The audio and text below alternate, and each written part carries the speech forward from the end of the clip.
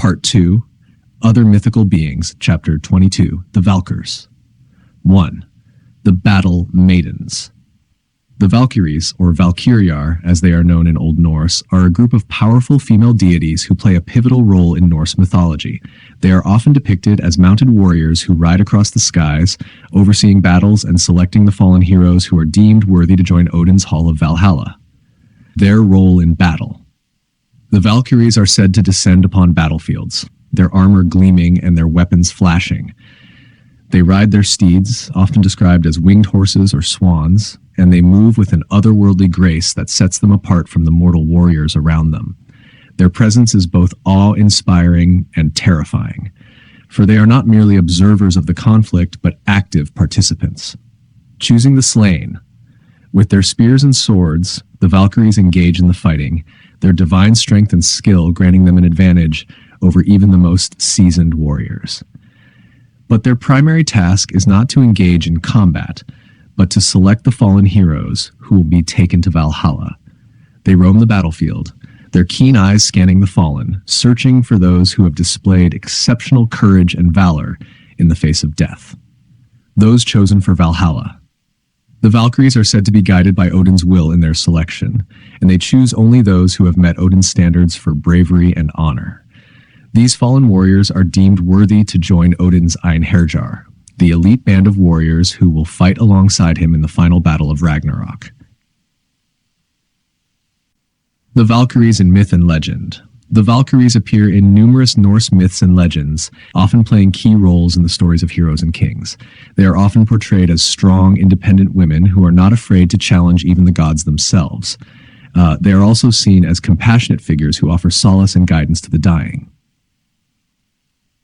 Examples from Eddas and sagas. In the Prose Edda, the goddess Frigg is described as sending her Valkyries to choose the fallen heroes. The Valkyries are also said to serve mead to the j.r.r in Valhalla. The Poetic Edda. The Poetic Edda contains several poems that mention the Valkyries, including Voluspa and Grimnismal. In Voluspa, the Valkyries are described as riding on steeds and selecting the fallen heroes. In Grimnismal, Odin tells the disguised king j.r.r about the Valkyries and their role in Valhalla. The Volsunga Saga. The Volsunga Saga tells the story of the hero Sigurd, who is visited by 3 Valkyries, who prophesy his death. The Valkyries also play a role in the death of Sigurd's wife Brynhildr. Conclusion. The Valkyries are a fascinating and complex group of figures in Norse mythology. They are both powerful warriors and compassionate figures, playing a vital role in the Norse worldview. Their presence in myths and legends has inspired countless artists and writers, and they continue to capture the imagination of people today. 2. The Valkyries, numbers, duties, and names. The Valkyries play a prominent role in Norse mythology, encompassing their numbers, duties, and names as follows. Numbers of Valkyries. In Norse mythology, the exact number of Valkyries is uncertain and varies across different sources. Mythologists and texts propose numbers ranging from 3 to 16, with 9 being a commonly cited figure. This variability reflects the diverse interpretations and traditions within Norse mythology, where specific details can vary. Duties of Valkyries. Valkyries are primarily known for their role in choosing fallen warriors from battlefields to join Odin's army in Valhalla, the Hall of Slain Heroes. They are fierce shield maidens who determine the fate of warriors in combat, selecting those deemed worthy to enter the afterlife. Additionally, Valkyries are associated with fate and destiny, often portrayed as weaving or influencing the outcomes of mortal lives. Names of Valkyries. Several Valkyries are named in Old Norse literature, particularly in texts like the Poetic Edda and the Prose Edda, attributed to Snorri Sturluson. Examples of Valkyrie names include Skuld, Skaugl, Skaugl, Gunnar, Hildr, Rota, Skogul, Geirskogul. These names signify the individual identities and roles of Valkyries in Norse mythology, each potentially representing different aspects of battle, fate, or the afterlife. Example from Old Norse sources. In the Poetic Edda, particularly in the poem Grimnismal and the prophecy of Ragnarok in the Voluspa, Valkyries are mentioned in relation to their roles in battle and their connection to Odin's host of warriors. 3. Volund and the Valkyrs. The tale of Volund, a skilled smith, and his encounter with the Valkyries is a captivating blend of love, loss, and vengeance, deeply rooted in Norse mythology. It's a story that has captivated audiences for centuries, showcasing the power of love, the depths of despair, and the cunning of a wronged individual seeking retribution. The Swan Maidens and their captivity. The story begins with three Valkyries, Olrun, Alvit, and Svanvit, enjoying a secluded swim in a tranquil lake. As fate would have it, three brothers, Egil, Slagfinn, and Volund, stumble upon the scene. Seeing an opportunity, they seize the Valkyries' cloaks, the source of their ability to fly and traverse between realms. This act binds the Valkyries to the mortal realm, forcing them into an unwanted marriage with the brothers. 9 years of bondage and the yearning for freedom. For 9 years, the Valkyries remain with their mortal husbands, their hearts yearning for their celestial home and the freedom they once possessed. The Lay of Volund, an Old Norse poem, beautifully captures their longing. There they stayed, 7 winters through, but all the 8th were with longing seized, and in the 9th fate parted them. The maidens yearned for the murky wood, the young Alvit, fate to fulfill. Alvit's return and Volund's imprisonment. As the years pass, Alvit's love for Volund deepens, and she finds a way to break the spell that binds her to earth. With her cloak back in her possession, she escapes, leaving Volund heartbroken and yearning for her return. Meanwhile, Nidud, the ruthless king of Sweden, learns of Volund's exceptional skills as a smith and his possession of Alvit's precious ring. Driven by greed and envy, Nidud captures Volund, hamstrings him to prevent escape, and seizes his magical sword and the ring.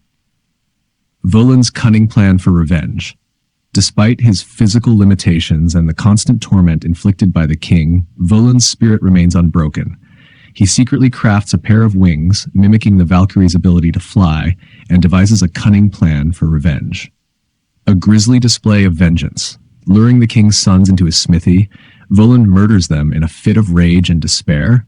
He then transforms their remains into objects, goblets from their skulls, jewels from their eyes and teeth. Blinded by grief, the king and queen accept these gifts as tokens of mourning. Bodvild's visit and Volund's escape. Bodvild, the king's daughter, visits the smithy to have her ring repaired. Volund seizes the opportunity, drugging her and reclaiming Alvit's ring.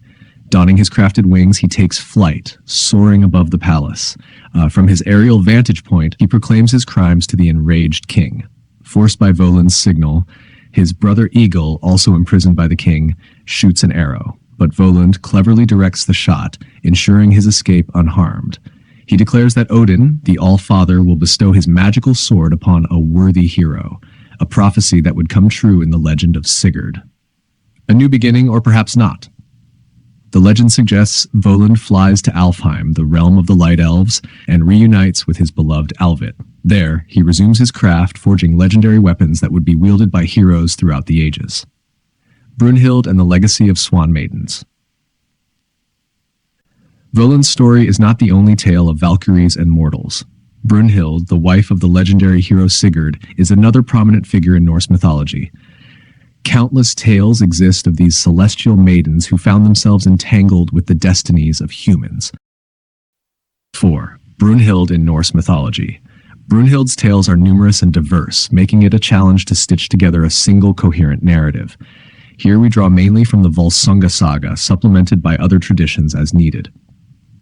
Odin's Judgment. Brunhild, daughter of Budli and sister to Atli, hails from Limdalir under King Hymir's rule. She's known for her prowess as a shield maiden and earns the esteemed role of Valkyrie under Odin.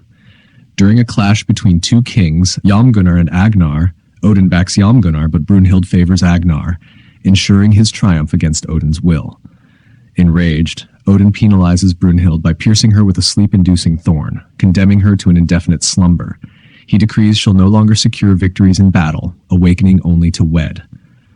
Brunhild, defiant as ever, stipulates she'll marry only one who fears not. Odin agrees, encasing her in a fortress atop Hindarfjall, circled by unquenchable fire. Only a man of rare courage can breach this fiery barrier, deterring the ordinary. As per saga, Sigurd acquires the ability to comprehend birds after tasting Fafnir's dragon blood. They inform him of the dormant beauty on Hindarfjall, advising him to traverse fire and strip her armor for awakening. A bird predicts Sigurd's future union with Gudrun. daughter of King Yuki. Scaling Hindarfjall, Sigurd braves the flames, finding Brunhild, whose chainmail he cuts to rouse. She awakens, recognizing Sigurd, proffering enchanted mead, imparting runes, wisdom, and life skills. Love blossoms, vows exchanged. Fate twists. Runes include Eäl's protection, pertinent as Sigurd's memory of Brunhild fades via potion. Post-encounter, Sigurd ventures. Freed, Brunhild weaves tapestries of his feats in Hlimdalir. Sigurd visits King Heimir. Love rekindles. Despite devotion pledges, Brunhild, foreseeing Gudrun's union, declines, vowing shield maiden life. Sigurd swears exclusivity, offering Andvari's ring. Misfortune starts. Sigurd quests. Brunhild dreams Gudrun, who visits, troubled. Dream shared, Brunhild warns potion will erase Sigurd's memory. Grimhild schemes. Gudrun, distraught, departs. As foreseen, Sigurd arrives Nibelungs. Grimhild, coveting power, erases Sigurd's love, binding him to Gudrun. Sigurd bonds with Gunnar. Hogni sires Sigmund with Gudrun. Grimhild's ambitions extend to securing Brunhild as a bride for her eldest son, Gunnar. Gunnar and his retinue journey to Brunhild's father, Budli, threatening to ravage his kingdom unless he consents to the marriage. Though Brunhild initially prefers to lead her own troops in defense, Budli forces her to comply by threatening to strip her of all support. She returns to Hlimdalir, surrounding her home with flames, vowing to marry only a man who can pass through the fire. Gunnar, lacking Sigurd's bravery, fails to cross the fire on his horse, and even when he borrows Sigurd's steed, Grani, he is unable to breach the flames. He turns to Sigurd for help. Using a magic spell from Grimhild, Sigurd assumes Gunnar's form and crosses the fire effortlessly to propose to Brunhild. Despite recognizing the unparalleled feat of crossing the flames, Brunhild consents to the union under her previous oath. Sigurd, disguised as Gunnar, spends 3 nights with Brunhild. To preserve her chastity, he places a sword between them each night and takes Andvari's ring from her finger, replacing it with another. This ring he later gifts to Gudrun upon his return to the Nibelungs. Brunhild prepares for her wedding, and before leaving, entrusts her daughter Aslaug, born from her union with Sigurd, to King Heimir. Once she joins Gunnar in Burgundy, the spell on Sigurd wears off, and his memories of Brunhild return, but by then, both are entangled in their respective marriages, unable to act on their love. The tragic end. Brunhild and Gudrun's relationship deteriorates rapidly. While bathing together in the Rhine, a dispute erupts. Brunhild asserts her superiority, claiming her husband is above Gudrun's. Gudrun retorts that Sigurd, not Gunnar, crossed the flames to win Brunhild and reveals Andvari's ring as proof. This revelation shatters Brunhild. Gudrun, confused by Brunhild's misery, given her wealth and noble marriage, plans to ask her directly about her true desires. Sigurd warns against it, but Gudrun, driven by curiosity, approaches Brunhild the next day. Brunhild confesses her despair, envying Gudrun's union with Sigurd and predicting the downfall of the Nibelungs. She curses Grimhild for using magic to steal Sigurd's memory and scorns Gunnar for his deception. Overwhelmed by grief, Brunhild withdraws into seclusion, refusing food and sleep, tearing apart her tapestries and weeping incessantly. Eventually, Sigurd, urged by a remorseful Gudrun, seeks to console Brunhild. Despite his attempts to reconcile her to her marriage with Gunnar and his own devotion to her, Brunhild remains resolute in her desire for death over breaking her vows. Sigurd, heartbroken, leaves her, acknowledging her steadfastness. Brunhild, in her anguish, deceives Gunnar into believing that Sigurd has wronged her and demands his death or hers. Bound by a blood oath, Gunnar and Hogni cannot kill Sigurd themselves, so they manipulate their brother Guttorm, who has not sworn the oath, into murdering Sigurd. In a final act of defiance, Sigurd mortally wounds Guttorm before succumbing to his injuries. Brunhild's vengeance fulfilled, she laughs as she witnesses the Nibelung's grief, yet her triumph is fleeting as she prepares to join Sigurd in death, sealing their tragic love story.